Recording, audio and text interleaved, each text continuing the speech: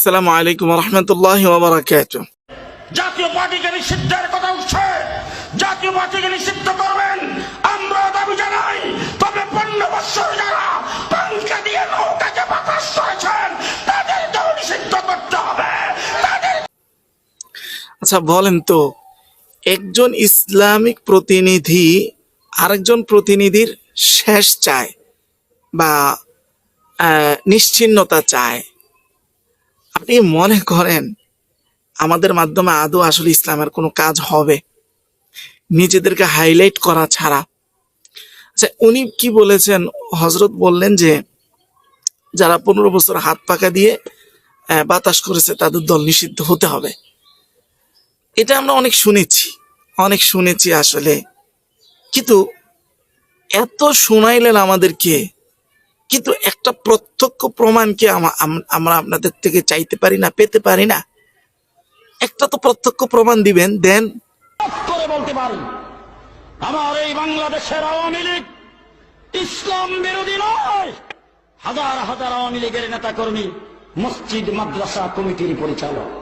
এই যে এখন কি হলো, মানে আপনি বলছেন তারা চাটুকারিতা করেছে, অথচ প্রমাণ খুঁজতে গেলে সামনে এমন প্রমাণ আসবে যেটা আপনাকে নিশ্চিহ্ন করে দেয়, অথচ আপনি তাদের নিশ্চিহ্নতা চাচ্ছেন। আমি শেখ হাসিনা সরকারকে বলবো, ভারত আপনাকে রক্ষা করতে পারবে না, আমেরিকা আপনাকে রক্ষা করতে পারবে না, রাশিয়া আপনাকে রক্ষা করতে পারবে না, আপনার পুলিশ বাহিনী আপনাকে রক্ষা করতে পারবে না।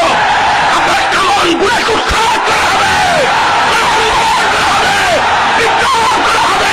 উৎখাত করা হবে, ইসলাম বিচার হবে ইনশাআল্লাহ। আপনি তাদের নিশ্চিহ্নতা চাচ্ছেন, আসলে ব্যাপারগুলো কি, কেন? আসলে এখানেই রহস্য একদম ক্লিয়ার।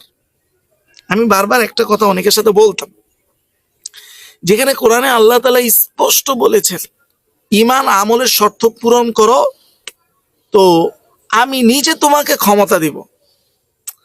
মানে চিন্তা করতে পারেন, আল্লাহ নিজে আমাদেরকে ক্ষমতাসীন করার ব্যাপারে ওয়াদাবদ্ধ, তারপর আমাদের এই অবস্থা, এই করুণ পরিণতি, এই চেহারা দেখলে কি বোঝা যায় না? আপনি চিন্তা করতে পারেন যে ইসলামী আইডিওলজির বহির্ভূত একটা দলের সাথে মিক্স হয়ে এতটাই প্রভাবে প্রভান্বিত যে তার আইডিওলজিকে যে গ্রহণ করে, সে তার